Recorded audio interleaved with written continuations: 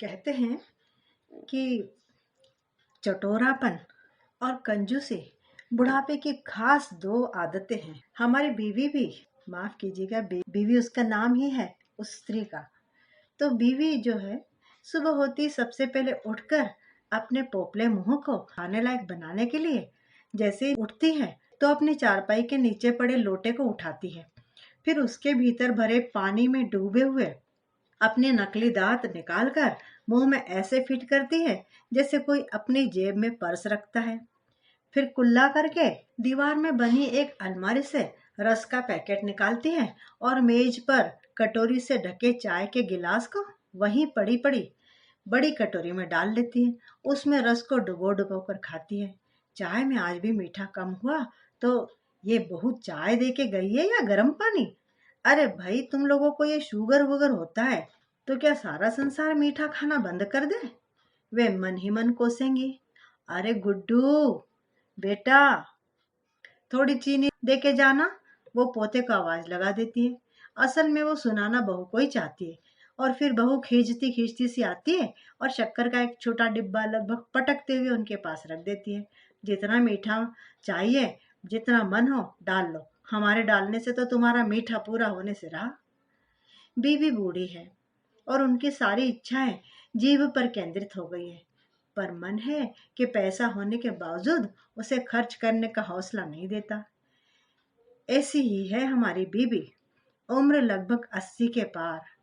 चलने फिरने की ज्यादा इच्छा नहीं है। बाथरूम टॉयलेट कमरे के साथ ही है, बस वहां तक दिन में जितना चल दी है। अब है तो है। आप जितना मर्जी प्रवचन कर लीजिए, मरती मर जाएंगी पर पैसा खर्च ना करेंगी। बाबा सरकारी कर्मचारी थे। उनके जाने के बाद अच्छी पेंशन पाती है बीवी, पर आदत अभी भी पैसा जोड़ने और कंजूसी से खर्च करने की गई नहीं। बच्चों की तरह अपने पास पड़ी विशेष खाने वाली वस्तु को किसी के साथ बांटेंगे नहीं। रोटी सब्जी जो घर में बनी हो वो पेट भर गुजारा करती है। दलिया खिचड़ी की पूरी शौकीन। कब्ज की मरीज वो दूसरों के लिए थी, पर वो कहती, अरे भाई, जब कुछ आने लायक होगा तो अपने आप बाहर आ जाएगा। सारा दिन बेकार मेरे पाखाने की चिंता किए रहते हो। उनके लिए कब्ज एक वहम थी। चाचा पिताजी सब समझाते, अब तुम्हारा हाजमा कमजोर पड़ गया है, सलाद दाल और फल ज्यादा खाया करो। पर वे टस से मस न होती। उल्टे उन्हीं को सुनाते हुए कहती, अपनी घरवालियों का हाजमा संभालो। हमने तो तुम सबको जो खा के पैदा किया और बाद में खाया, उसी के बदौलत अभी तक काम चल रहा है। एक ये है फल सलाद खाने वाली, बच्चे भी जने तो पेट चिरवा के, झाड़ू पोछा तो इनसे बैठ के होता नहीं। अभी क्या उम्र है इनकी, और सब घुटने पकड़ के हाय हाय करती रहती है। इनकी उम्र में पूरा घर लिपा है मैंने गोबर और मिट्टी से। पैरों पे बैठकर मुझे कहती है कि मेरा हाजमा कमजोर है। फिक्र मत करो, तुम्हारे ऊपर अपनी देह का बोझ नहीं पड़ने दूंगी। ईश्वर ने चाहा तो खाती पीती और चलती फिरती मरूंगी। पिछले 10 सालों में 3-4 बार उनकी तबीयत खराब हुई। लगा कि अब कुछ दिन की मेहमान है। डॉक्टर से चेकअप होता, सारे टेस्ट सही आते, शुगर बीपी सब नॉर्मल। थोड़ा बहुत कोलेस्ट्रॉल बढ़ा हुआ दिखता, 4-5 दिन की दवा पानी खाकर फिर ठीक हो जाती। खाने पीने की फिर वही आदत है। अच्छी तड़का लगी खिचड़ी, गुड़ की शक्कर से शराब और गेहूं का दलिया और तली बघारी सब्जी बीवी के खान पान में फिर शामिल हो जाते। रिश्तेदार और पास पड़ोस के लोग कहते हैं कि जो मांगती हैं वही दे दो, उसके भाग का है, पूरा कर रही है। सेहत की ज्यादा चिंता ना करो। घर की सब बहुएं भुनभुनाती हुई सुनती, उन्हें भी आदत पड़ चुकी थी। बाकी कड़वा सच तो यह था ही, रात के खाने में अगर दाल बनती तो बीवी मुंह फुला लेती, मन मारकर रोटी के टुकड़े को डाल के जरा जरा सा छुआ कर खा लेती। माँ चाची उनके नखरों को लेकर बड़बड़ाया करती। बीवी के नखरेबाज होने का भी कारण था। वह अक्सर बताया करती कि किस तरह जब वो कुंवारी थी तो सारे घर का काम काज वो संभालती थी। 5 भाइयों की इकलौती बहन, भाई और पिता खेती का सारा काम संभालते। बीवी जब रात में सोती तो सारी जिंदगी आंखों के सामने से निकलती। बीवी बैठे बैठे अपने आसपास नजर डालती। घर का सबसे पुराना और ठंडा कमरा, इसकी छत आज भी लकड़ी के लाल शहतीरों से बड़ी करीने से सजी है। कमरे के पीछे एक और कमरा, इसमें पुराने संदूक और पेटियां बड़े बड़े गलीचों से ढकी पड़ी हैं। कमरे की एक दीवार में बनी अलमारी में कुछ पुराने पीतल के बर्तन जैसे किसी याद को सहेज के रखा गया हो। अन्य दीवारों पर देवी देवताओं के कुछ नए पुराने कैलेंडर, एक कोने में पुरानी हाथ से चलाई जाने वाली चक्की, कमरे के बड़े बड़े रोशनदानों में कुछ पुराने मटके, छत के बीचों बीच चलते पंखे के नीचे बड़े से पायों वाली पुरानी चारपाई। ये चारपाई और इसकी मजबूती शायद उतनी ही पुरानी है जितनी हमारी बीवी की इस घर से जुड़ी यादें। वह अक्सर बताया करती अपनी बहुओं को कि किस तरह जब वह कुंवारी थी तो कैसे सारे घर का कामकाज संभालती थी। 5 भाइयों की इकलौती बहन, भाई और पिता खेती का सारा काम संभालते। जमीन काफी थी, घर में 5 भैंसे और 2 देसी नस्ल की गायें थी। उनका दूध दूहना, संभालना, मथना आदि सब काम बीबी के जिम्मे थे। घर में दूध, लस्सी, घी की कोई कमी नहीं थी, पर सब कुछ बीवी के नियंत्रण में था। चौके में चूल्हे पर रखे बड़े मिट्टी के बर्तन में दूध कढ़ता रहता। खेत से जब फसल का काम हो जाता तो चाय, लस्सी सब बीवी खेत मजदूर के हाथ भिजवा देती।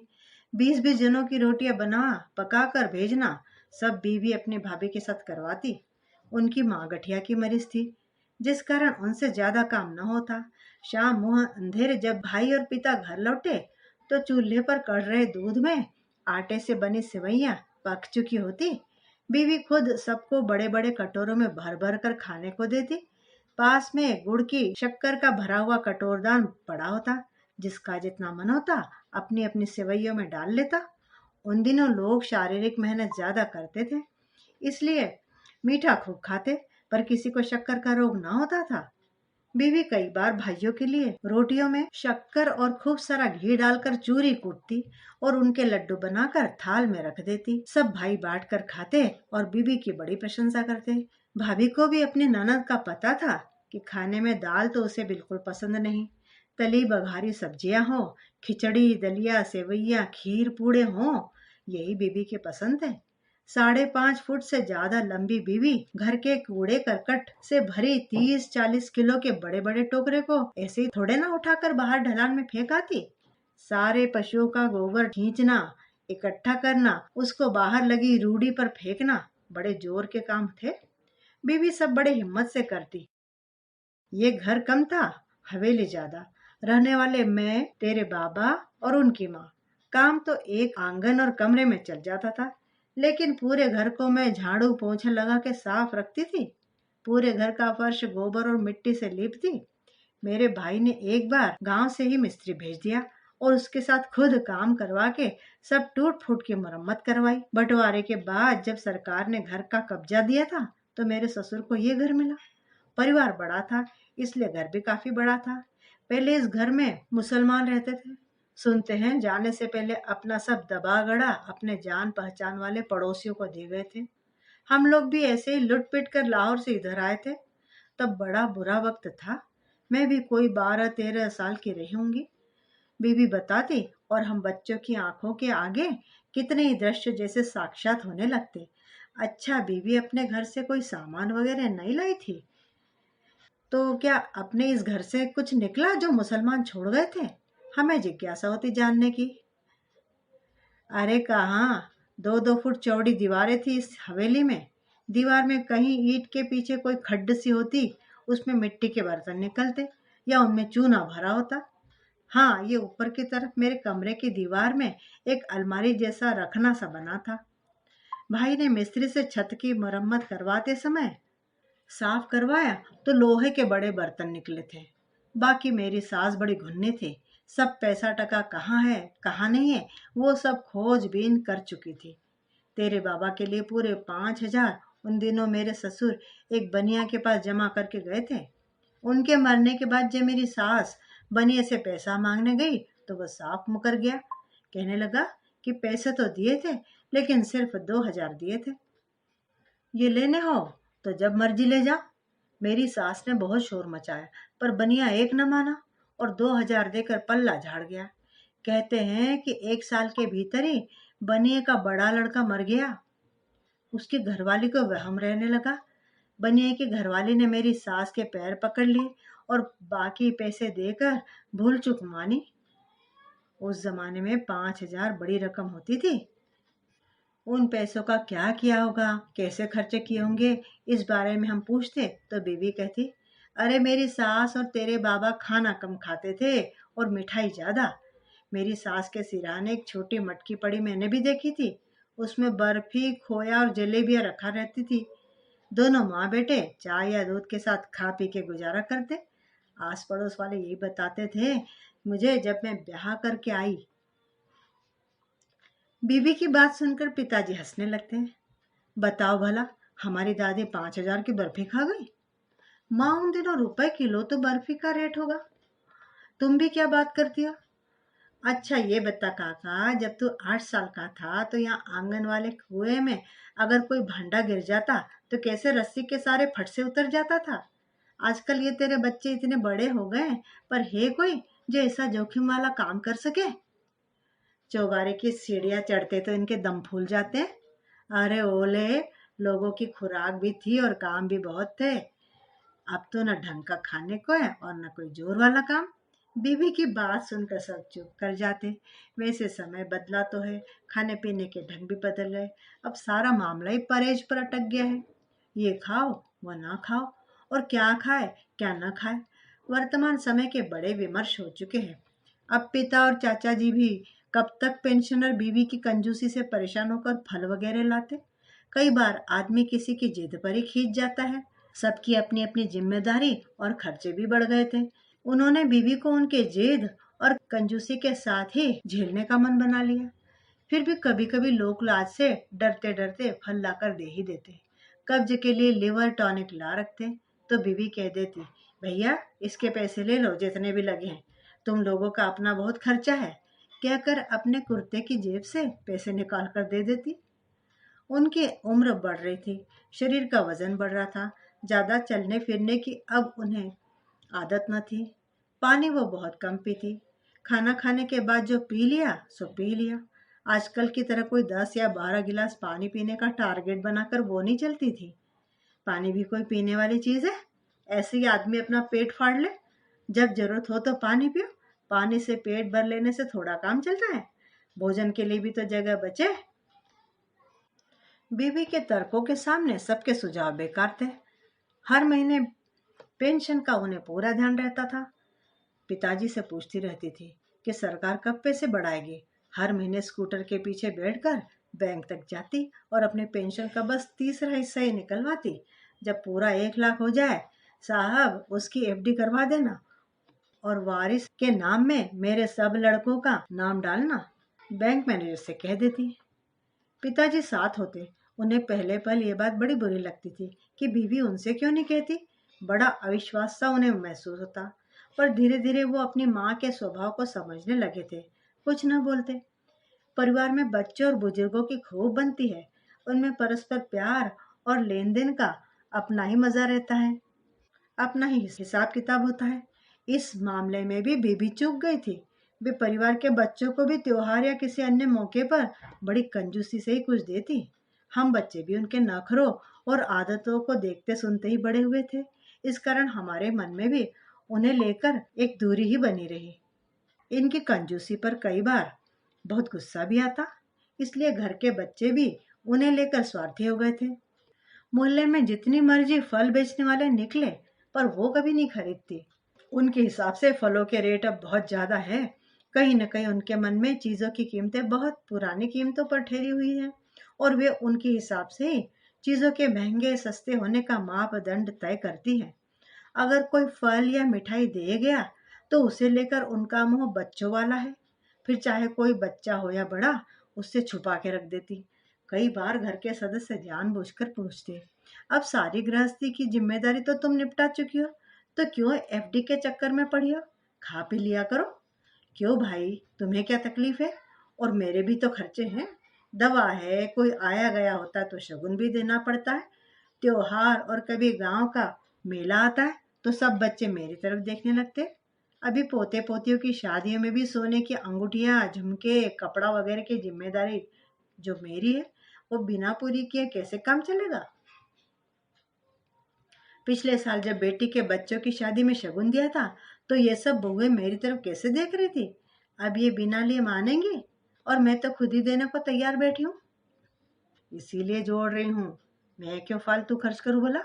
और अगर कल को मुझे कुछ हो जाए तो तुम लोगों पर क्यों बोझ का खर्च पड़े? आजकल मरे पर कौन कम खर्च होता है? 4 पैसे जोड़ रही हूँ तो इसी के लिए कि तुम लोगों को मुसीबत न हो। बीवी सुना सुना कर कहती। उनकी इस दूरदृष्टि पर कोई खींचता तो कोई मुस्कुराता। बाबा जब तो जिंदा रहे उन्होंने एक नया पैसा उसके हाथ पर ना रखा। वे कहते, जो लेना है कह दे, बाजार चलना है साथ चल, जो कहे वही दिलवा दूंगा, पर पैसे नगद नहीं दूंगा। अब बाबा का अपना हिसाब किताब। वे भी पूरे अक्खड़ थे। जो कह दिया सो कह दिया। बीबी बताया करती है कि अपने बाप को उन्होंने अक्सर अपनी शादी एक बेहाल घर में करने के लिए कोसा। बीवी के पिता दुखी होते और कह देते कि बेटी, जिसका जहाँ संजोग बना होता है वही बंध जाता है। हम तुम करने वाले कौन होते हैं? सब दाता की मर्जी। असल में एक खाते पीते घर की लड़की की शादी एक बेहाल अव्यवस्थित घर में हो जाए तो हैरानी तो होती है, पर यह पुराने जमाने के किस्से ऐसे ही थे शायद। कोई रिश्तेदार लड़का लड़की के बारे में बात करता और 1 रुपया शगुन का ले देकर बिना देखे रिश्ते हो जाया करते थे। विश्वास और इज्जत का बड़ा नाम था उस जमाने में। बाबा का घर बेहाल था। उनके पटवारी पिता की मृत्यु बहुत पहले हो चुकी थी। पुरखों की बड़ी हवेली थी। पिता पटवारी थे और कईयों के पुरोहित भी, इसीलिए जायदाद भी अच्छी बनाई थी।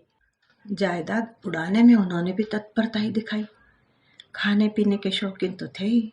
पुरखों की बनी जमीन ऐश परस्ती में उड़ा दी। बाबा जब 4 साल के थे तो उनके पिता गुजर गए। उनकी माँ सदमे में थी। सारा घर अव्यवस्थित हो गया और बाबा पुरखों की जमीन जायदाद को ऐश परस्ती में उड़ाते रहे।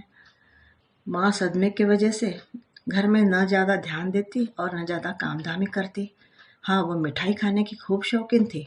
मिट्टी के सकोरे में मिठाई छुपा छुपा कर रखती। जिन घरों के बाबा के पिता पुरोहित थे उन्होंने सब राशन पानी का इंतजाम किया। अड़ोस पड़ोस की स्त्रियां थोड़ा बहुत बुहार संवार जाती। धीरे धीरे हवेली मकड़ी के जालों, धूल और गर्द से भर गई। धीरे धीरे बाबा भी बड़े हो गए। एक रिश्तेदार ने एक सरकारी महकमे में नौकरी लगवा दी। अब लड़का नौकर था, बड़ा घर था, चाहे बिगड़ा हुआ था। माँ आधी पागल थी। ऐसे समय में रिश्तेदारों ने सोचा कि अगर एक सुशील कन्या आ जाए तो क्या पता घर को दोबारा भाग्य लग जाए।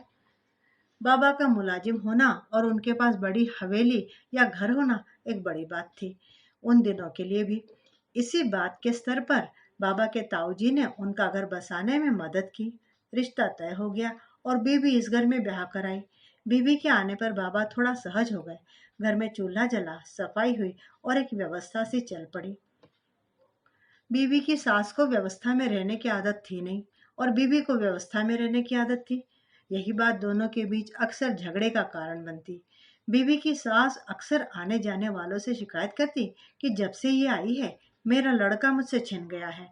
वो सुबह का चाय पानी पीकर बाहर गांव में चली जाती, यजमानों के घरों में घूमती रहती, वहीं चाय पानी और भोजन करती।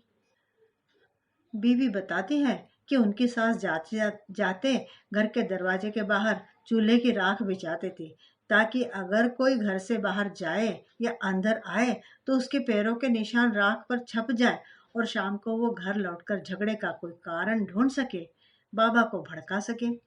बीबी बताती है कि उन दिनों बाबा के ताऊजी 2 या 3 दिन पीछे घर का चक्कर लगाया करते थे।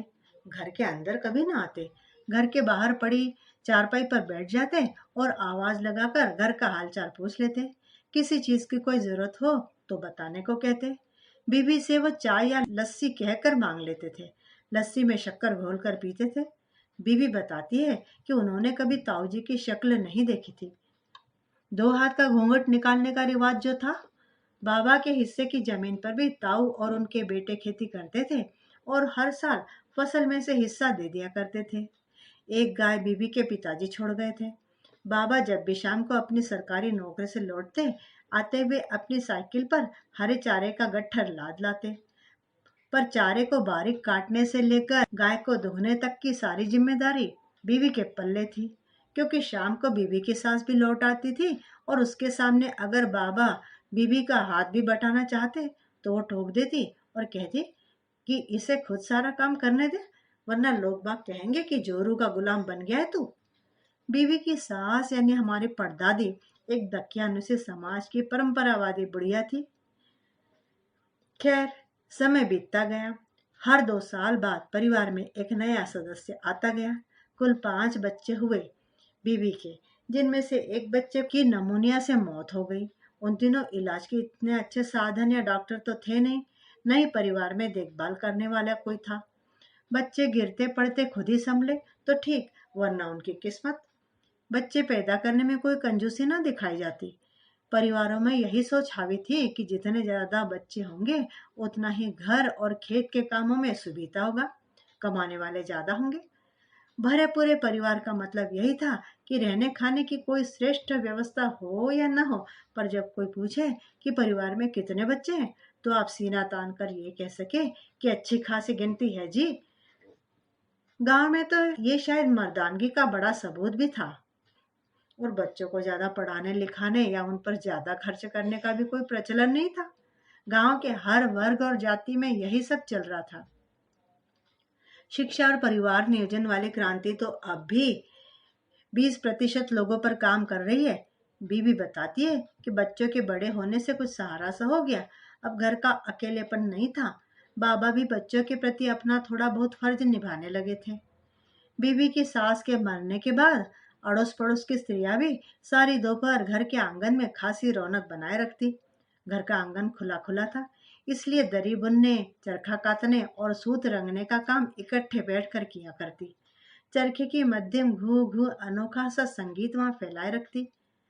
अपने मोहल्ले की सभी लड़कियों की शादी में दी जाने वाली लगभग सभी दरिया अपने घर में बुनी गई।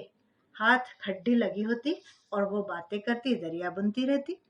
सिरहानों के गिलाफ, बिस्तर की सूती चादरों पर रंगीन धागों से लड़कियां सुंदर कढ़ाई करती।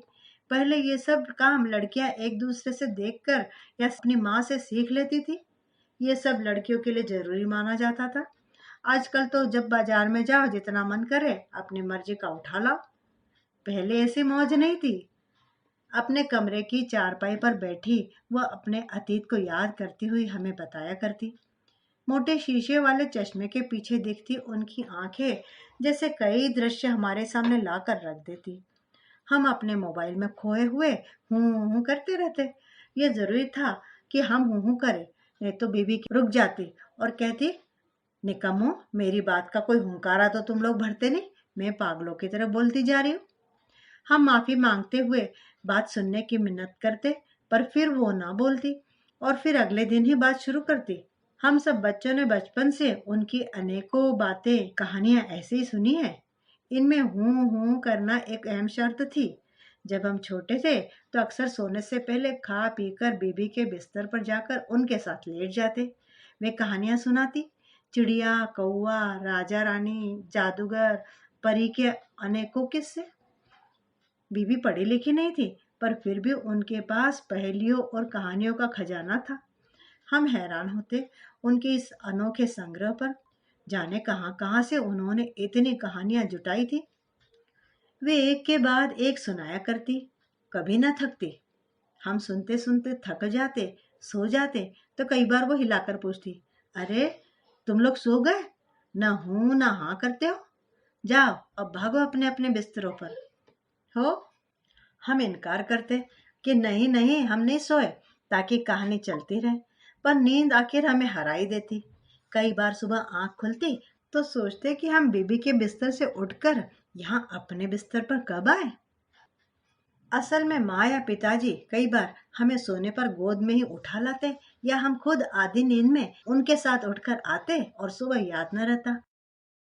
और अब हालत ऐसे हैं कि अपनी जिंदगी में इतने व्यस्त हो गए हैं कि कई कई दिनों तक बीवी का हालचाल भी नहीं पूछा जाता।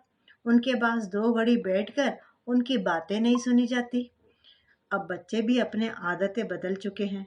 बीवी के किस्सों की जगह अब मोबाइल गेम्स और टीवी कार्टून्स ने ले ली है।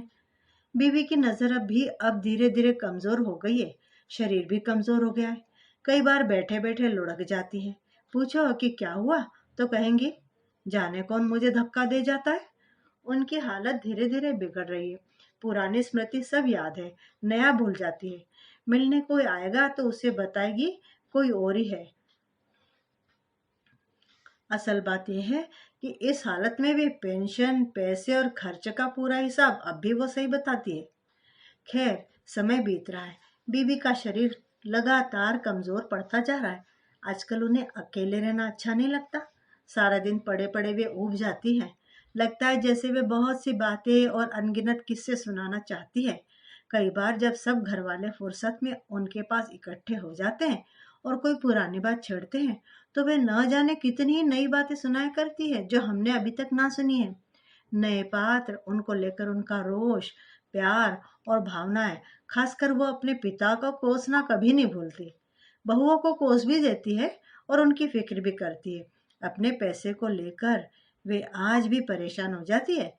उनकी बातों, लोप होती स्मृतियों और उनके झुर्रियों में खोती चेतना हम सबको एक निश्चित समय के लिए तैयार कर चुकी है। सब बीवी को लेकर तटस्थ है। सबको कभी भी कुछ भी हो जाने की एक बेकल सी प्रतीक्षा है। मित्रों, उम्मीद करती हूँ कि आपको ये कहानी बड़ी पसंद आई होगी। ऐसी ही बीवी आप सबके घरों में एक न एक तो जरूर होगी। कमेंट करके जरूर बताइएगा। कुछ पुरानी यादें सबके साथ जुड़ी रहती हैं। मिलती हूँ दोबारा बढ़िया सी कहानी के साथ। तब तक विदा। चैनल पर नए हो तो चैनल को सब्सक्राइब जरूर कर लीजिएगा।